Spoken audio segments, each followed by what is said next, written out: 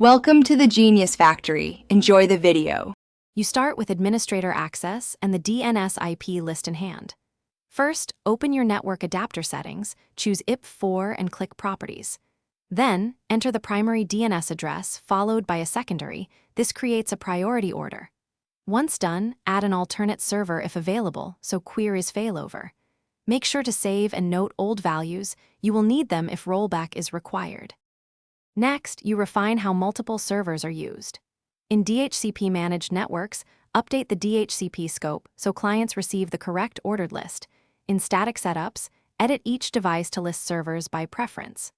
Once configured, flush the resolver cache and run enslookup or dig to verify which server responds.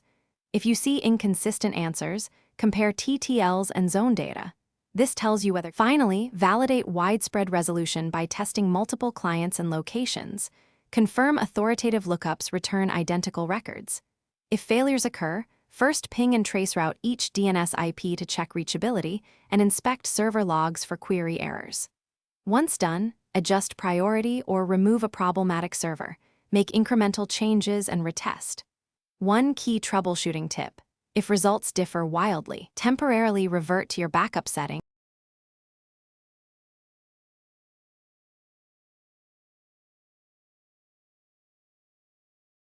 Thanks for watching. If you found this helpful, don't forget to like and subscribe.